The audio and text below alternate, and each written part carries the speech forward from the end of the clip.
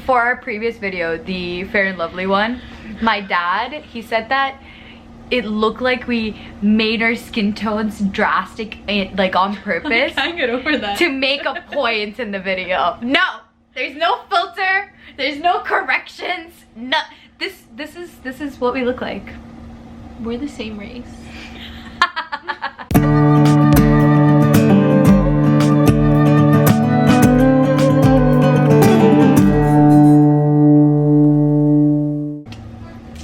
Good morning and welcome. Good afternoon, good night. I'm here to talk about More Life. You know where that's from? I don't want to know. It's from the More Life album and it's Drake! Okay, guys, today's a fun day. Happy Sunday, first of all. We're filming this on Sunday, even though it's going on Tuesday, so happy Sunday. Happy Sunday, everyone. Today we are going to do a Never Have I Ever. I want to say Brown Girls edition, but like anyone can do it. It's like a Never Have I Ever Sip Your Chai edition. So if there's something that we have done, you take a sip of your chai. Whoever finishes their chai whoever finishes their chai the quickest is. We'll find some the dare loser. to do for them. Sure. No, I don't. No, we'll find some dare to do. I think it'll be fun. We'll figure it out. But we have our chai. Cheers.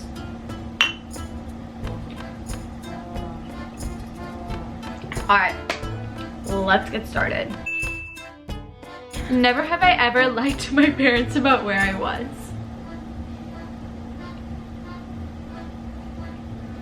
It's nothing deep though. It's not like I was going out doing anything crazy. We grew up in Doha. Yeah, no. Everything that's Also, in moderately Doha, fun not- is illegal. Yeah, literally, no. We went to go out to drink chai or like, I don't know, Starbucks. Also, I could never lie, not so much in Doha, I was talking about here, because we only have 2 cars at home, so Yeah. if one car's missing, I feel like my mom could tell. Mhm. My mom has the eyes and ears of a hawk. Like I could be sitting here and she'd be like, what are you doing? Aww. She knows. My mom would always know where I was, but I would just conveniently let out the people I was hanging out with if there was like a couple boys present. My mom didn't care. Oh, my mom was like, boys? Really? My mom was Initially like, she was like yeah, that. I feel like all brown parents are like that. Never have I ever failed a class. Okay, off you guys. Like, off. Are you happy? Not even a class that I hated. I've never failed a class. Okay, we'll do how I failed a test. Okay. That doesn't count. Not a class. I failed my 3rd language class. Indian schools are psychos where they make you learn a 3rd language. Mine was 3rd? Yeah. I barely learned a 2nd, bro. Dude, I learned Hindi for like 3 years and I can't say it because I just can't remember jack, but I know that. मेरी नाम Nivea है. तुम्हारा problem क्या है?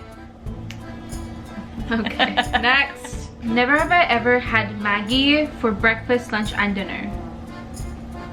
Fun fact, Maggie used to make me want to throw up as a child. And I disclosed that information, sensitive information, to my sisters. And Nadine, my little sister, just come to me, rub Maggie the bowl right into my nose, and I'd be like, thank you. Never have I ever been part of a chaotic sister triplet. I have a brother. God bless. Okay. Sisters are chaotic, but it's the best vibe. It's the best vibe possible. Imagine 3 in one house. We're all in the same cycle. Me, my 2 sisters, my mom. All 4 of us, same cycle. That's too much estrogen to handle. Literally, for a imagine woman. that. Because women, when they live together, their cycles sync. And guess what? Me, Nivya, and my sister are moving in together. That's gonna be the most chaotic energy. PMS week is going to be so much fun. And we've cried, all of us cried together, even when we're not PMS.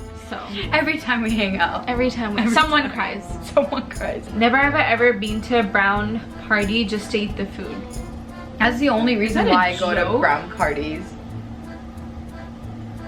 Food is like, if there's like if brown parties are like the Olympics, Mm-hmm. the food is like the, what's the main event in the Olympics. That was the wrong example to use.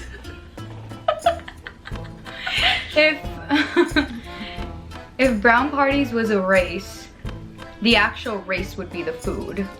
The beginning and the end. Okay, this like, is a dumb metaphor. Either way. The main course is the food. That is why you go. Period. Never have I ever been to a wedding where I didn't know the bride or groom. Almost, like, I can count in my one hand the number of weddings I've been to that I know the people.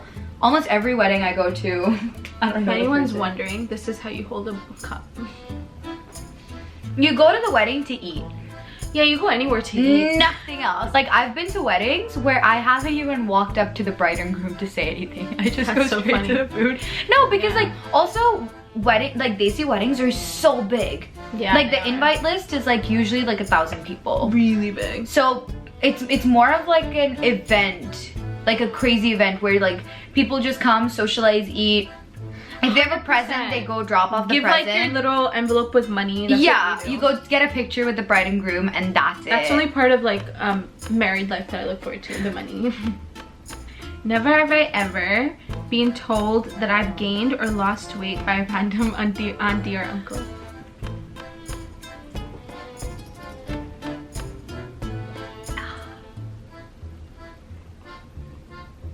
Are we really playing Never Have I Ever with Chai? Yes, we are. Yes. Long story short, yes. Yes. If you want more details, just go listen to our episodes. The latest episode. Go ahead. Our latest one in particular. It's colorism and cultural appropriation, but we also touch on body image and shaming and all of that. I also leave little snippets of that in every episode. So go listen to them all, okay? Never have I ever had more than 2 piercings. Oh. 3, and 1 here. 1. Okay. My parents didn't care. To be fair, my mom just kind of said do it and then we'll see what your dad says. And like, what is he gonna do? Close it up? Like, no. I respectfully decline. What is he gonna say? Like, oh wait, I have to drink it. You have to drink it. Yeah, I'm still scared of that. I feel like I could do it and my parents would just like, you know, facepalm themselves and be like, it is what it is, but like I'm still too scared. How like we have that cultural difference where in our culture, like even Rahma has more piercings than I do. My 13-year-old sister has more piercings than I do. Yeah. Never have I ever been asked if I practice the religion Hindi or Pakistani. Just to clarify, we obviously know those are not religions. We've just gotten a lot of comments from our fellow Caucasian brothers and sisters. A lot of people think Hindi is a religion. Yeah, a lot of people think Muslim is a religion, Muslim is a language, Islam is a language. Oh, it's vice versa too. Yeah, like people think Hindi is a religion and Hindu is a language. Or like, do you speak Indian? You speak that? No, I've gotten that so many times. Do you speak Pakistani? Do you speak Hindu? What would you say? Or do you speak Pakistani? Yeah, you speak. But I'd be like Pakistani. Pakistani is not a language. Oh really? Yeah, I say. Oh, I'm like, I have a good reply. Depends on the context. If it's like obviously a person who's willfully being ignorant, I'll be like, I'll just be like, haha, yeah, and then I'll walk away. But if it's someone who's like, listen, I'm a Libra, I don't like unsettled waters. But if someone genuinely makes a mistake and they're like a friend of mine or it's a friend of a friend or, you know, that type of a situation where I can tell it's not ill intention, I will often come a place of like understanding. I'll be like, okay, fair, maybe they're not educated enough, I don't know, so I'll just explain it. Yeah. I don't have a problem doing that. Fair. I've gone really personal questions too, bro. I've gone questions like, so did you ever wear the hijab? Why did you never wear the hijab? What is the hijab? And the thing is, I don't mind explaining it. I have zero problem. We've had conversations. But it's like, it depends on how you pose it. Because again, like, I'll put this out there. I think a woman's journey with like her hijab, which is like a headscarf, normally people identify as. like that's a personal thing, I think. Like I wouldn't go to a woman who's wearing a hijab or a niqab and ask like, why are you doing that? Or like, what led you to that decision? So like just be mindful of these questions like when you ask them. If you're coming from an intention of like truly trying to educate yourself and learn about the culture, that's fair. Like when I remember like during our conversations, I came from a place of like realizing that Islam is practiced differently in different areas of the world. So even though it's one religion, it's practiced differently like in Pakistan compared to in Doha. And I'd only been exposed to a certain degree of like Islam that was practiced in Doha, not like in a Desi context. And the thing is, that's why it's like and also I know you, so I know you were coming from an ignorant place. Otherwise, why would this podcast be happening?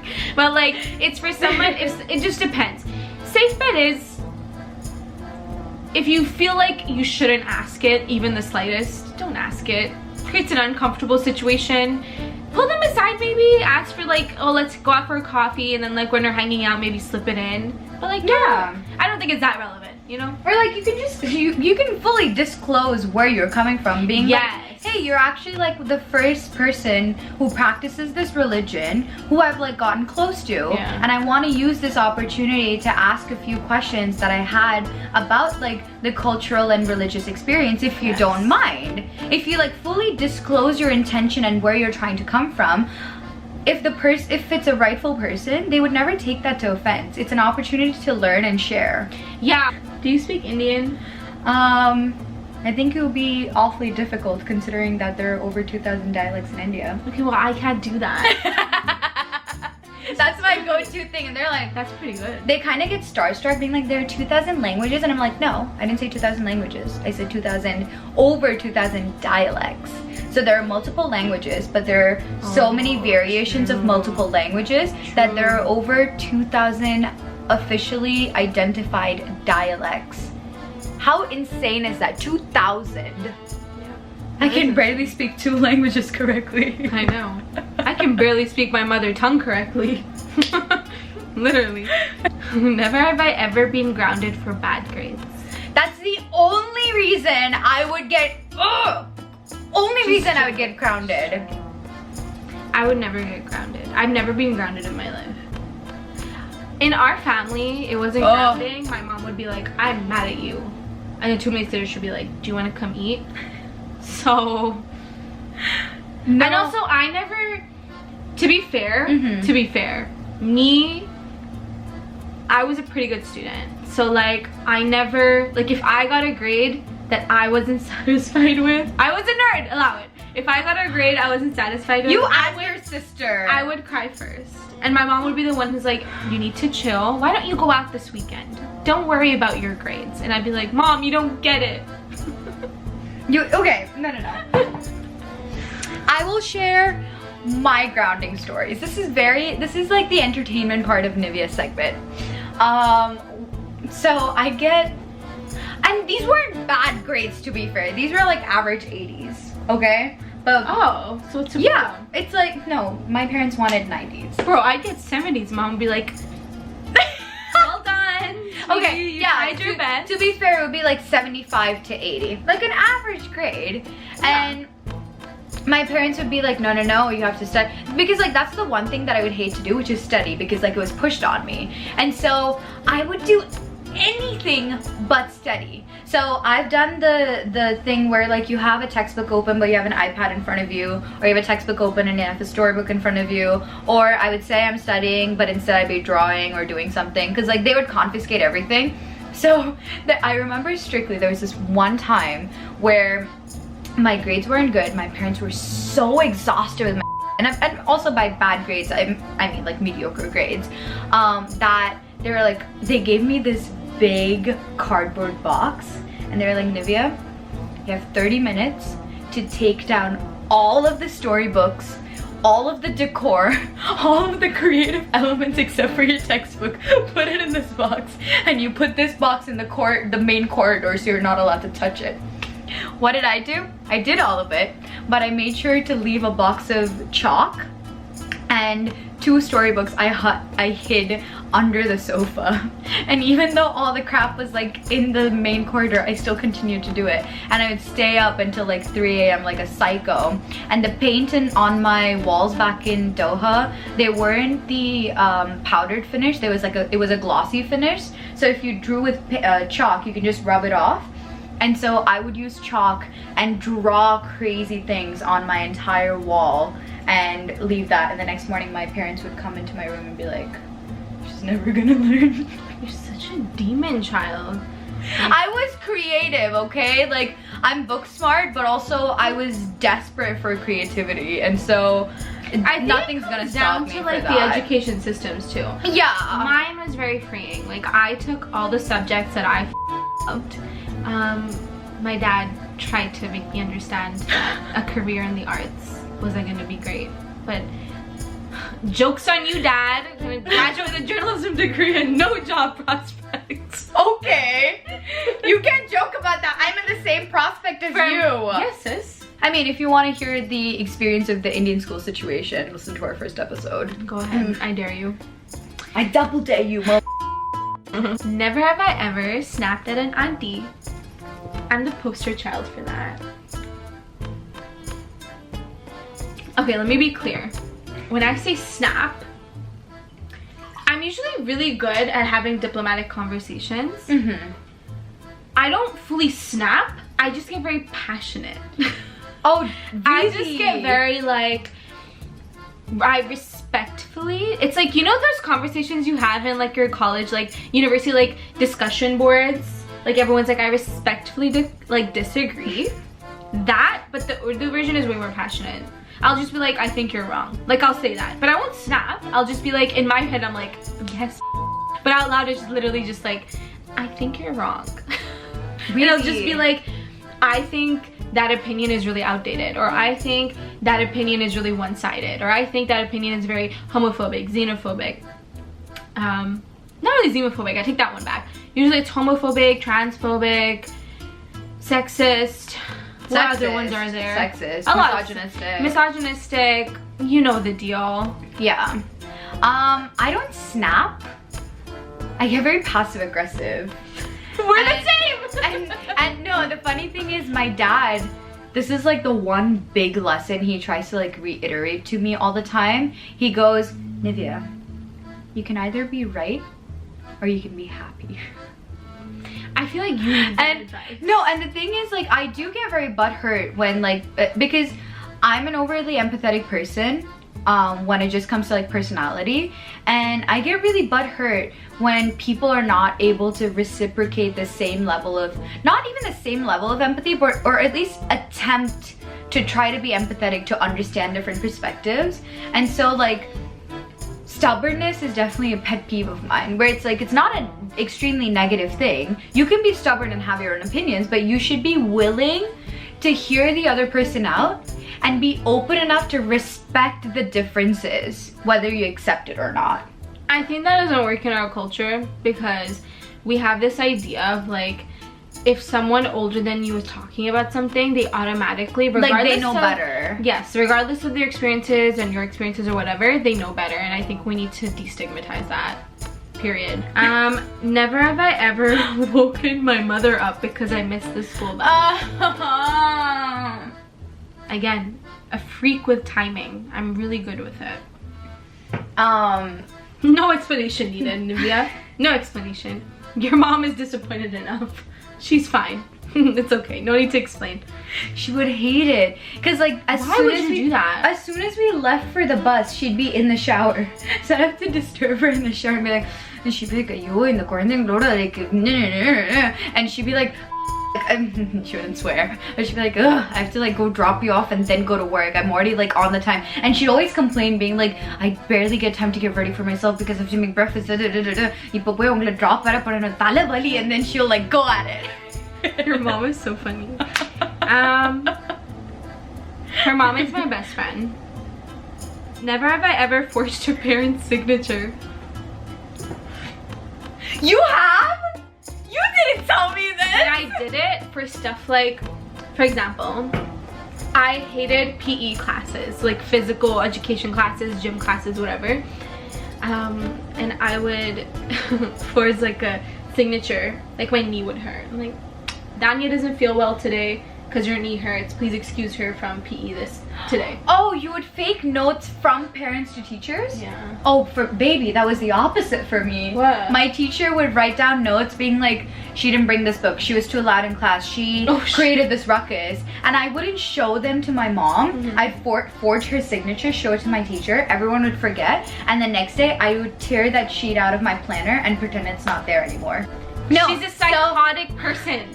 So, and the thing is, this one time, it was a really bad note. Like, I got into trouble for something stupid. Again, like, these are like stupid things, like not like serious things. Like, I think it was, there was an entanglement with a couple of students. And I had like, an entanglement with August. Okay.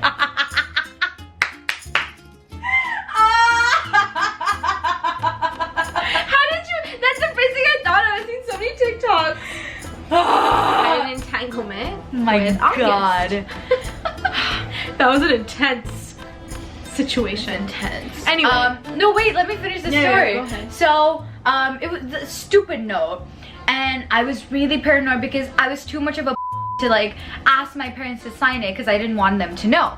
So I went through the whole day, and the class where the teacher needed to see the signature was there. And the thing is, like, I was bullied a lot of it in that school. And so this particular issue was a big deal in the classroom. So every student was making fun of me, being like, haha, did you get that thing signed? I'm gonna remind the teacher to see if you got it signed or not. Like, they would say that to me. Why do we have children? I don't know. And so I was like really paranoid. I knew the teacher was gonna be reminded by like some like annoying ass student in the background. And so I asked my best friend Anna, I know you watch this, shout out, I love you, sister. She was like, I'll do it for you. Really? So she Anna, you sneak.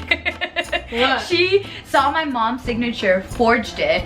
I showed it to my teacher, but the thing is, we forged it in the bathroom and some other girls saw it, so they snitched us out and we got called into the assistant principal's office, and Anna got into trouble for me. Snitches. Man, I hate snitches. Snitches do be getting stitches. Oh, stitches get stitches. And we're gonna finish it off with a classic. Never have I ever gotten a Vicks vapor rub when I've had a cold or when I've been ill. What brown kid has not? Hold on. She has it. I know she has it. In my bedside table. Honestly though, life hack that actually works. No, it doesn't work. I think it just gives me a sense of home and comfort. It works for me. It works for me. Okay, your mom didn't do the whole, did your mom do the thing where she rubs Vicks on you but then puts like a towel over your head? Yeah. And the steam? And the steam? Yeah. Okay. Yeah, it works. What are you talking about?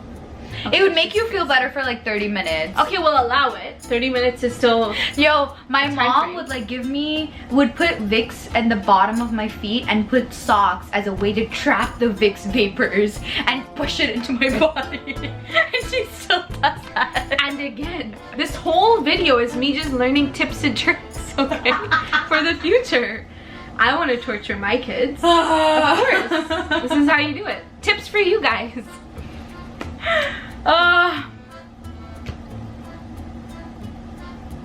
Childhood, man. Anyway, thank you for tuning in today. Tuning in. Watching this video. Thank you for watching this Subscribe. video. Yes, please subscribe. And comment down below some of your experiences. Okay, influencer. Make us feel better. All 4 of our followers, comment below. I'm expecting 4 comments. One of them not being my sister. She's obsessed with us, what can I say? Also, want to do a quick little update for you guys. We have found the apartment we're moving into. We're moving in? We're like in 10 days. We're gonna be vlogging it. Wait, is it 10 days? Sorry, 11 technically. Because 31 days. 11 days. I haven't started packing anything. Do you see my stuff being put away? No. Anyway, this is alarming for me. Great news overall. So next time we see you guys, it'll probably be in our new apartment. Oh my god, the next video we'll film was probably the moving or like some form of process. See how quickly I did that math? Quicker than you. Thank you so much for watching, you guys. Hope you enjoyed this video. Make sure to subscribe. Give us a thumbs up if you enjoyed this video. Comment down below and follow us on our Instagram. We share updates, comments, announcements, fun content. All the fun things that you need to know about this brand and this podcast is in there. And also, just listen to our podcast. It's a fun time. You're on some sort of vibe right now. Did you like do a quick like thing of cocaine right before this? Yes, no, listen to our latest episode. Ran in my head. The latest episode is all about cultural appropriation.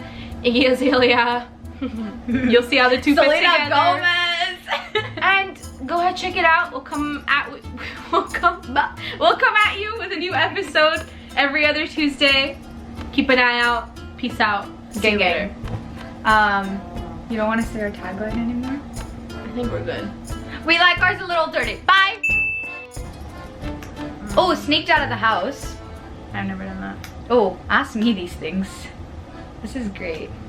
You're like completely voluntarily outing yourself. Oh, it's not like I sneaked out of the house to do drugs. I sneaked out of the house to go get tea time.